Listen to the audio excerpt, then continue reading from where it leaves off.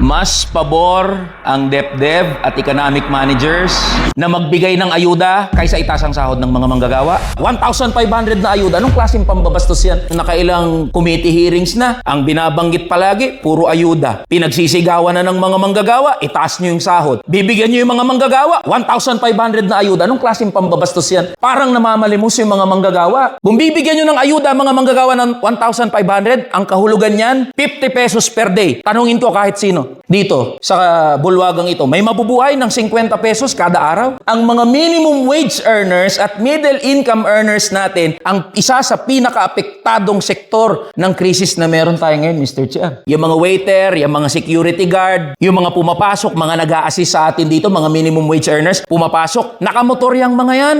Nagpapagas.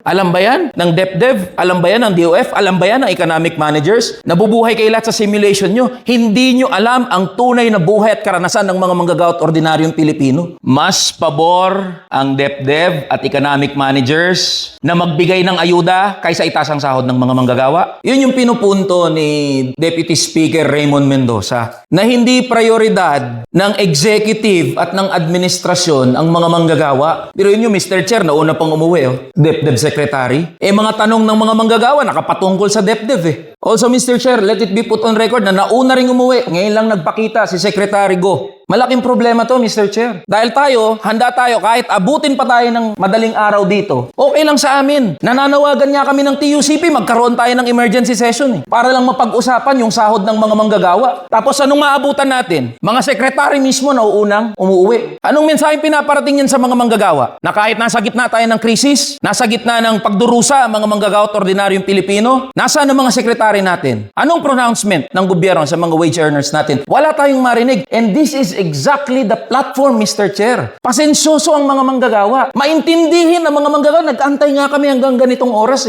para lang makausap yung mga economic managers natin na alam ng labor movement na nangunguna rin na humaharang sa any wage increase. Economic managers ang pumatay sa legislated wage increase 200 pesos. At alam din ng labor movement na economic managers ang nasa likod ng hindi pag-usad ng National Minimum Wage Bill, House Bill number 8081 dito sa House of Representatives. We all know that. Director, magkano po salary grade niyo, Director?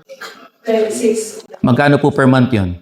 That would be 37. Ayun po ang punto ko, Mr. Chair. Ang mga opisyal ho natin, kumikita, sumasahod, 200, 300,000 kada buwan. Kaya hindi nila alam mabuhay gaya ng isang minimum wage earner. Lalong-lalo sa panahon ngayon na may krisis tayo. Ganyan ka-detached sa realidad ang mga economic managers natin. Maraming salamat po, Mr. Chair. Tara na, kamanggagawa.